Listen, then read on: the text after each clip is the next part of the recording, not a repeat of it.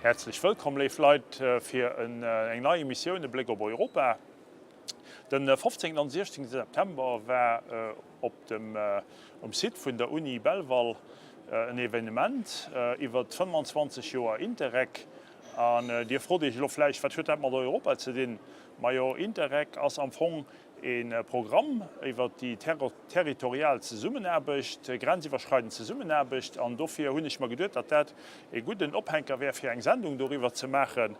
25. Geburtstag, wie gesagt. Und bei mir hier auf dem Plateau habe ich meinen Kollegen, meinen Freund Pascal Arimont. Pascal Arimont ist ein belgischer Kollege aus St. Vith, kennt Luxemburg ganz gut, kann auch Luxemburgisch, aber wir werden das auf Deutsch führen.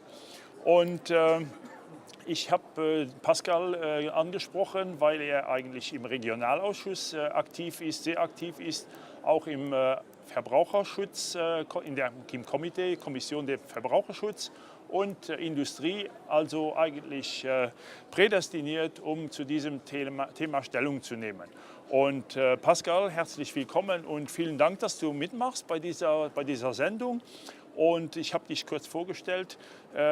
Wobei handelt es sich genau bei diesem Interreg-Programm? Kannst du uns das den Zuschauern vielleicht ein bisschen erklären? Erstmal Mayen an Viaset. Gut, also merci, dass du gekommen warst. Du sprachst, dass ich Luxemburgisch spreche. Ich spreche eigentlich kein Luxemburgisch, aber ich spreche ein Dialekt. Ich komme ja aus dieser Grenzregion, da bin ich eigentlich schon beim Thema. Und meine Eltern sprechen ein Dialekt. Ich spreche ein Dialekt, das dem Luxemburgischen sehr nahe ist. Also wir könnten jetzt auch Platte schwätzen. Ja. Werden wir aber nicht tun und wahrscheinlich die meisten aus Luxemburg diesen Dialekt vielleicht nicht verstehen. Ich wahrscheinlich auch nicht. Du wahrscheinlich auch nicht und wir würden kein schönes Gespräch führen. Ja, Interreg ist ein Teil der Förderprogramme, die die EU hat, um, ich sag mal, Geld in Länder bzw. Gebiete zu investieren, Geld, das man aus dem Haushalt der EU nimmt. Und das sind große Beträge neben der Landwirtschaft, oder ich glaube, es hat die Landwirtschaft jetzt sogar überstiegen. Das heißt, dass man sehr, sehr viel Geld aus dem Haushalt der EU nimmt, um einerseits förderschwache oder beziehungsweise strukturschwache Länder zu unterstützen, dort wo die Leute oder wo Staaten ein Einkommen haben, was nicht dem Durchschnitt der EU entspricht. Dort will man Geld investieren, um es umzuverteilen so ein bisschen. Und dann gibt es ein Programm, das spezifisch für Grenzregionen erdacht wurde. Wenn man von Grenzregionen spricht, dann spricht man von Grenzpendlern. Meine Familie ist gespickt mit Grenzpendlern, die in Belgien wohnen und im schönen Luxemburg arbeiten. Zum Beispiel dort, wo ich herkomme, Ostbelgien, wo man Deutsch spricht, fahren pro Tag, jeden Morgen um die 3.500 Leute nach Luxemburg arbeiten. Das Gleiche gilt für Deutschland, da hat man über 6.000 Leute, die dorthin arbeiten fahren. Und das kreiert natürlich Situationen, wo man in einem Land wohnt und in einem anderen Land arbeitet. Ich glaube, als Luxemburger kennt man diese Situationen. Absolut, ja. Man ist fast zwangsläufig ein Grenzpendler, wenn man in Luxemburg oder in Ostbelgien wohnt, weil die Grenze so nah ist. Aber was passiert an einer Grenze? Wenn man diese Grenze überschreitet, dann begibt man sich in den anderen Rechtsraum. Das heißt, es treten Probleme auf, die man, wenn man so über Europa denkt, vielleicht nicht direkt im Kopf hat. Ich arbeite in einem anderen Land, das heißt, bei mir sind andere Gesetzgebungen bezüglich Steuern, bezüglich Pension, bezüglich Kindergeld anwendbar. All diese Probleme führen dazu, dass diese Menschen in den Grenzregionen besonders sensibel sind für alles, was die europäische Integration ist. Sie erkennen den Mehrwert. Als ich noch jünger war, bin jetzt nicht so schrecklich alt, aber ich kann mich genau daran erinnern, dass man, wenn man nach Weißwampach, dem ersten Grenzort in Luxemburg, fuhr, dass man dann in Reuland, in Burg Reuland, einem Grenzpöstchen vorbei musste, wo ein Zöllner stand. Ja, durch die europäische Integration ist das alles verschwunden, aber diese Probleme in den verschiedenen Gesetzgebungen besteht. Dann hat Europa sich gedacht, beziehungsweise die Kommission, wir machen Programme spezifisch für diese Grenzregionen, um diese Hindernisse zu überwinden. Das geht dann in sämtliche Bereiche über? Das geht in viele Bereiche über, nicht in sämtliche, aber in viele Bereiche. Es gab Förderperioden, das sind immer so Förderperioden von 6 bis 7 Jahren. in diesen Förderperioden definiert man sich Kriterien, in welchen Bereichen man jetzt besonders diese direkt gelebte Integration Umwelt fördern oder möchte. Transport oder Umwelt, Transport, ganz besonders. Viele Brücken sind mit solchen Geldern auch gefördert worden. Beidseitige Krankenhäuser wurden damit finanziert. auch Schulen, Schulen Lyzeum. sind damit finanziert worden. Und ich war gestern in Belval, im schönen Luxemburg, in Esch-Alzette. Und da hat man das 25-jährige Geburtsdatum dieses Programms Interreg gefeiert. Und da konnte man wirklich schön erfahren, welchen Mehrwert das auch hat, solche Programme zu machen. Es ist Geld, was die verschiedenen Projektträger erhalten, um diese Programme zu machen, um die Menschen zueinander zu bringen. Das heißt, man arbeitet über ein Projekt zusammen, man erlebt diese Unterschiede in den Rechtsgebungen, in den Gesetzgebungen und man überbrückt sie. Und das ist das Wichtige. Ja, genau. Ich habe zum Beispiel als Europaabgeordneter jetzt seit einem Jahr habe ich ein Büro, habe ich eine Person, die den ganzen Tag mit diesen Grenzgängerproblemen sich rumschlägt. Ja. Dort erfährt man ganz nah, wo Europa dann noch nicht so gut funktioniert. Nicht so hundertprozentig funktioniert. Genau, ja. Aber diese Probleme sind lösbar mit ein bisschen gutem Willen, mit ein bisschen europäischem Geld. Leidenschaft, mit viel mit Einsatz. Viel Leidenschaft genau, ja. Ist das möglich. Es hat jetzt in diesem Interreg-Programm, so heißt das, hat man vorher eben viel in Investitionen in Brücken und in Schulen und auch in Wissenschaft, Kläranlagen, in Umweltschutz investiert. Ja. Und man hat in der letzten Förderperiode die Kriterien etwas geändert. Ich möchte das nicht zu technisch machen, aber man hat gewollt, dass, wenn man diese Projekte macht, dass im Endeffekt dadurch auch ein Mehrwert für Wachstum und Beschäftigung entsteht. Ja. Man hat das gekoppelt. Also nicht nur Projekte der Projekte willen, um diese Grenzen ein wenig mehr noch verschwinden zu lassen, sondern auch, um auf der einen und der anderen Seite der Grenze Wachstum und Beschäftigung entstehen zu lassen. Da hat man 4 Schwerpunktthemen. Das eine ist, man möchte verstärkt noch in die Forschung und Entwicklung investieren, in Universitäten, die dort Forschungsprogramme entwickeln. Man möchte verstärkt in Kommunikationstechnologien investieren. Breitband ist da immer so ein Thema. Man möchte verstärkt in die Förderung des kleinen und mittleren Unternehmertums, was ich immer sehr gut finde, die Achse der europäischen Wirtschaft investieren. Und ein letztes Schwerpunktthema ist die Reduzierung der CO2, Klimaschutz, in diese Projekte investieren. Jetzt gibt es laut Eurobarometer die fertigen all mögliche Daten zusammentragen, die fertigen Analysen, Statistiken an. Und jetzt gibt es da eigentlich eine Statistik, die sagt, dass nur 1/5 der Bürgerinnen und Bürger in Europa eigentlich dieses Interreg-Programm kennen.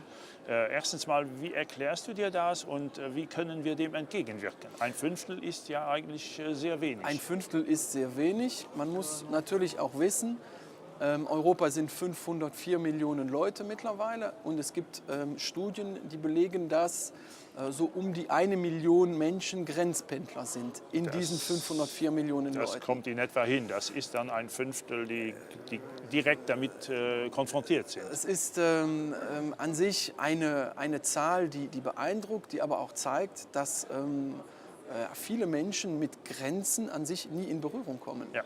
Genau. Du kommst jeden Tag mit der Grenze in Berührung.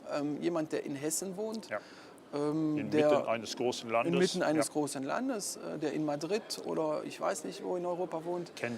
Der kennt eine Grenze nur, wenn er sie mit dem Flugzeug, wenn er in Ferien fährt, überschreitet. Aber ich fahre jeden Tag quasi über Grenzen und da kommt man damit in Berührung. Und dass diese Leute das nicht kennen, liegt vielleicht auch ein bisschen an Europa selbst. Da muss man selbstkritisch mit sich umgehen und sagen, überall, wo europäisches Geld verwandt wird oder verwendet wird, schreit man das nicht überall hin. Diese Strukturtöpfe, die hier Europa hat, das ist sehr, sehr viel Geld. Zum Beispiel, es gibt auch den ESF, den Europäischen Sozialfonds, da wird sehr viel Geld in Wiedereingliederung von Arbeitslosen investiert. Ja, richtig. Das erhält ein Staat, der muss das kofinanzieren. Nur wenn eine Arbeitsbeschaffungsmaßnahme dann greift, wenn eine Person dieses Geld erhält am Ende vom Monat, die macht dann nicht die Verbindung. Da steht auf dem Auszahlungscheck auch nicht Europa drauf. Genau. Man müsste natürlich Europa dann auch besser verkaufen, um im Bewusstsein der Leute vielleicht besser noch reinzukriegen, dass Europa doch viele gute Dinge macht und vieles Geld auch in dem Sinne umverteilt wird, ne? Von den Staaten hin zu den Leuten. Und da muss man eben ein besseres Marketing machen. Jetzt hat dieses Instrument, sage ich mal, hat jetzt, wie du gesagt hast, 25 Jahre alt ist dieses Instrument.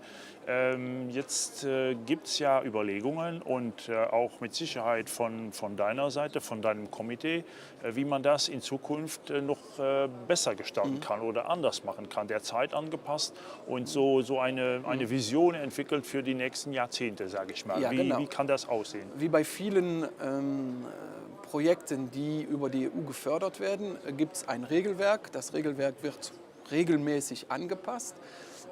Hier in diesen Förderperioden gibt es immer so zur Halbzeit, macht man einen Cut und sagt, so läuft es oder läuft es nicht und was können wir für die andere Halbzeit besser machen. So ähnlich wie im Fußball, wenn der Trainer in die Pause kommt und sagt, Jungs, habt schlecht gespielt, wir müssen hier das und das verändern. Umstellen, ja. Wir müssen umstellen, vielleicht einen Stürmer rausholen und einen Verteidiger oder umgekehrt reinbringen. Den Torwart sollte man besser nicht auswechseln. Das gibt es auch hier. Und dann gibt es für mich persönlich, was ich in den letzten Monaten wirklich erfahren habe, ist, dass die Projektträger, dass die Unternehmen, die Vereinigungen, die Mitgliedsstaaten bzw. die Teilstaaten immer wieder sagen, liebe Leute dort bei den Strukturfonds, die Projekte oder das Angebot ist perfekt, wir würden gerne mitmachen, aber es ist viel zu aufwendig vom Verwaltungsaufwand her. Wir müssen fast eine Person einstellen, um ein Dossier einzureichen. Wir kriegen dann einen gewissen Betrag, der Frist wird aber aufgefressen durch die Person, die wir da einstellen müssen. Also macht es einfacher, kontrolliert von mir aus so viel ihr möchtet, aber macht es einfacher. Das sagt mir jeder und es gibt große Projektträger wie Universitäten, die mir persönlich gesagt haben, ja, wir machen da nicht mehr mit, wenn ihr es nicht einfacher macht. Und das ist auch etwas, was wir jetzt gebetsmühlenartig an die Frau Kommissarin Crețu sagen, was wir ihr mitteilen. Hör mal, mach es einfacher. Sie hat sich das auf die Fahne geschrieben, es zu machen. Aber in der Politik ist man nur glaubwürdig, wenn man auch liefert. Und morgen früh wird die Frau Crețu im Ausschuss sein. Dort werden wir wieder darauf hinweisen, machen Sie, wenn Sie über die Midterm jetzt darüber nachdenken, Regeln zu ändern, machen Sie es einfacher. Machen Sie es so, dass jeder Projektträger wieder Lust hat, daran teilzunehmen. Er kriegt ja Geld.